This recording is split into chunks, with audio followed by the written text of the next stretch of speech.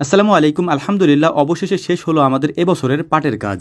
এর আগের অনেকগুলি ভিডিওতে এই কথা আমরা বলেছি, কৃষিকাজের মধ্যে সবথেকে কষ্টের কাজ হচ্ছে এই পাটের কাজগুলি। আজকে আমাদের 4টা জাগ উঠানোর কথা। এই 4টা জাগের মধ্যে আমাদের প্রায় 1030 মুঠার মতো পাট রয়েছে। এই পাটগুলিকে পচানোর জন্য গত কয়েকদিন আগে এগুলিকে আমরা পানির নিচে ভিজিয়ে রেখেছিলাম উপরে কচুরি দিয়ে। গতকালকে আমরা পরীক্ষা করে দেখেছি এই পাটগুলিকে উঠানো যাবে কিনা, অর্থাৎ এই পাটগুলি থেকে আঁশগুলি আলাদা করা যাবে কিনা। এটা পরীক্ষা করার পর আজকে সকালবেলা আমরা রওনা দিয়েছি আমাদের ওই পাটের জায়গার দিকে। যেহেতু অনেক পাট একসাথে আমাদেরকে আজকে উঠাতে হবে, এই কারণে খুব সকাল সকাল এই কাজগুলি আমরা শুরু করে দিয়েছি, কারণ সারা দিন আমাদের এর পিছনেই যাবে আজকে। প্রথমে এখানে আসার পর পানিতে নেমে আমরা পাটের জায়গার উপরে যে কচুরিগুলি দেওয়া থাকে সেগুলিকে সরিয়ে নিচ্ছিলাম এবং জাগটাকে পুরোপুরি খালি করে আমরা নিয়ে এসেছি একেবারে কিনারায়। এখন আমাদেরকে যে কাজটি করতে হবে, এই নরম পাটগুলিকে সাজাতে হবে নসিমনের উপরে। এই নসিমনটা চলে যাবে হচ্ছে আমাদের পাশের এলাকায়। ওখানে আমরা এই পাটগুলি দিয়ে আসি এই পাটগুলি থেকে আঁশগুলি আলাদা করার জন্য। পাটগুলি থেকে আঁশগুলি আলাদা করে ওনারা খড়িগুলি রেখে দেয় এবং পাটগুলি আমাদেরকে দিয়ে দেয়। এটাকে আপনি এক ধরনের বিনিময় প্রথাও বলতে পারেন।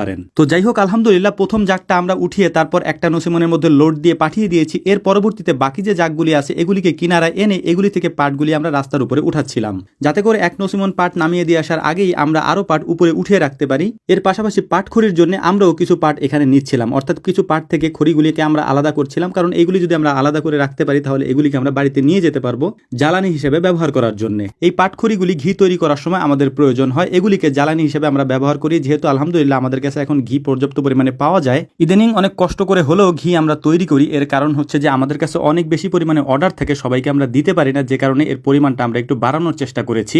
ঘি তৈরি করার জন্য জ্বালানি হিসেবে সব থেকে বেশি প্রয়োজন হয় আমাদের এই পাট খড়ির, কারণ এই পাট খড়ি ছাড়া আগুন জ্বালানোই যায় না। তো যাই হোক, আলহামদুলিল্লাহ 1000-এরও বেশি পাট আমরা দিয়েছিলাম পাট থেকে আঁশগুলিকে আলাদা করার জন্য, সেটা হয়ে গেছে। এখন মূলত আমাদের যে কাজটা করতে হবে সেগুলি হচ্ছে এই পাটগুলিকে আমাদেরকে সুন্দর করে নদী থেকে ধুয়ে আনতে হবে। এই কাজগুলি সবার সাথে আমরাও করি, কিন্তু ইদানিং এই কাজগুলি করতে আমাদের একটু সমস্যা হচ্ছে। এটার কারণ হচ্ছে আমরা বলি সবাইকে যে আমাদের এখানে যারা খামারে ভিজিট করতে আসেন তারা শুক্রবারে আসবেন, কিন্তু শুক্রবারে বাইরেও যারা আসেন তারা যদি এভাবে আসেন তাহলে আমাদের কাজ করতে সমস্যা হয় এবং আজকে দেখবেন যে কাজ করতে করতে আমাদের রাত হয়ে যাবে। আজকে যেহেতু শুক্রবার ছিল না, আমরা কাজে গিয়েছিলাম। কাজ থেকে আসার পর দেখলাম যে অনেক মানুষ এসে জড়ো হয়েছে আমাদের খামার ভিজিট করার জন্য এবং ওনাদেরকে সময় দিতে দিতে আমাদের এখানে যেতে বা খাবার নিয়ে যেতে অনেক দেরি হয়ে যায়। আমরা কখনোই দুপুরের খাবার বাজার থেকে কিনে খাই না বা হোটেল থেকে কিনে আনি না, এটা বাড়ি থেকে আমাদেরকে রান্না করে দেয়। গত কয়েকদিন যাবত আমার আম্মা অসুস্থ থাকার কারণে আজকে বাধ্য হয়ে আমাদেরকে হোটেল থেকে খাবার কিনে আনতে হয়েছে। তো যাই হোক, আলহামদুলিল্লাহ সবাই মিলে দুপুরে খাওয়া দাওয়া শেষ করার পর দেখলাম যে আমাদের কাজ করতে করতে অথবা এখান থেকে ফিরতে ফিরতে রাত হয়ে যেতে পারে। যেহেতু আমরা অনেক দূরে এসেছি এই পাটগুলিকে নিয়ে, আমাদের আশেপাশে কোথাও নদী নেই।